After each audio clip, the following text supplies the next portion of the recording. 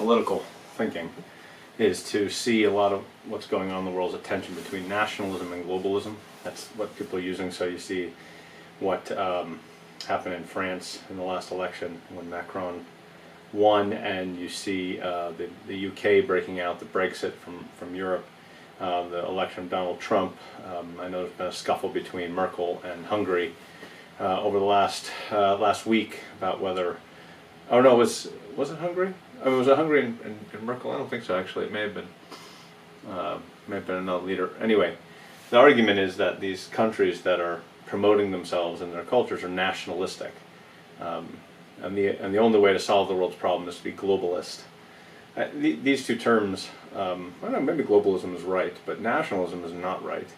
There's a major error in the way that we use those terms, and maybe it's time just to sort of correct those. So globalism really is the idea that there's no national identity, that your identity is to the world. Remember, what we're talking about here is not how economics work. Well, that's certainly inferred and implied, but the argument is, how do people identify themselves? Do I identify myself with my nation, or identify myself with the world? And if I identify myself with the world, then my culture is really not very important. Everyone else's culture is, and I'm willing to change, and I'm willing to give up my cultural identity and my values and all that to accommodate other people.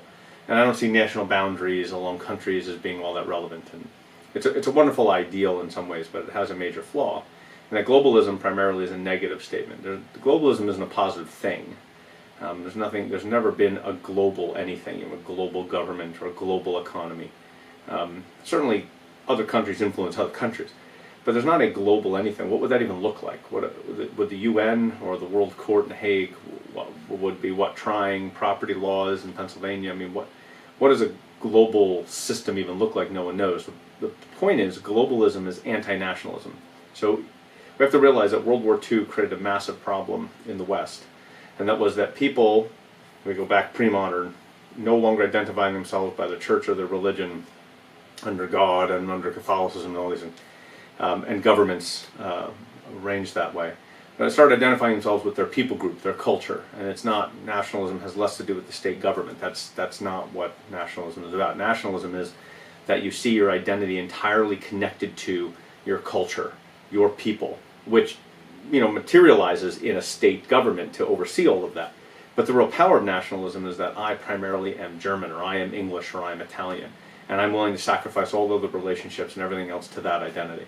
That worked from the post-Napoleon in Europe, and it helped build the states of Italy and Germany in 1866, Italy, 1871, Germany.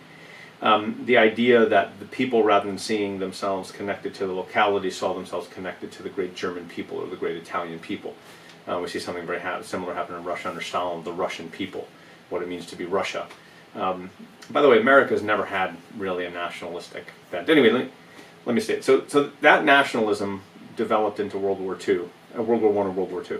And after World War II, when you saw the crisis of what it meant to identify with a single culture, it means that anyone that doesn't have that culture is an outsider, and there's an exclusion that happens when people can't identify in, and then they're eliminated. So the Jews were eliminated, for example. Now, interestingly, Italy never had that.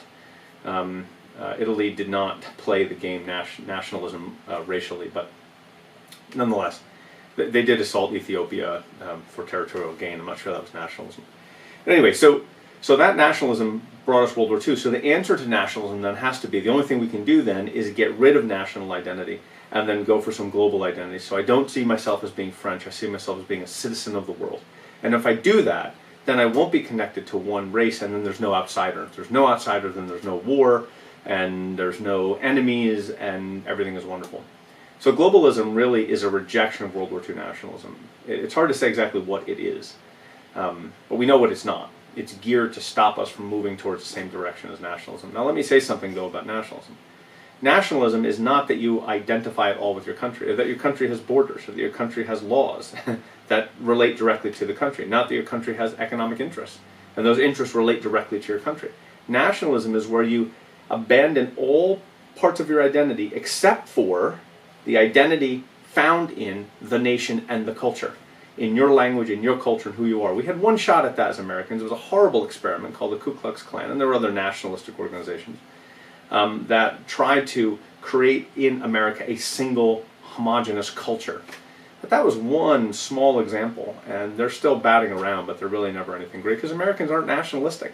We identify as in our locality, in our religion, in our base culture, where we come from. We cannot synthesize all the states and all the cultures into one nationalistic culture. So there's a false dichotomy that you're either globalist or nationalist. And that, since globalism isn't a thing, except anti-nationalism, then it's hard to say exactly what you are then. You have to be, you can't be globalist, that's not a thing, which you're not allowed to be nationalist. The point is that there's a wide range in between these things.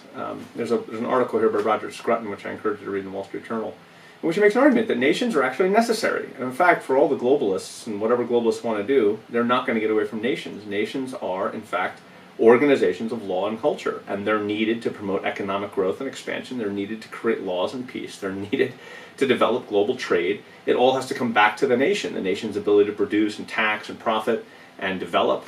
You're not going to have a globalist regime. That's just not going to happen. So we have to take these two things, which are polarized, like two opposites, and so spread them apart and see that there's a large continuum between. And that, quite frankly, nations are important. And nations have never been entirely isolated. Isolationism is a bad thing. We want to be connected globally. But globalization is not a thing. No one's going to be a citizen of the world. That's an impossibility. And quite frankly, if you don't have nations, then you don't have stable economies, you don't have stable production, and you don't have stable cultures and stable law. So I agree with Roger Scruton. We need laws, and we need nations.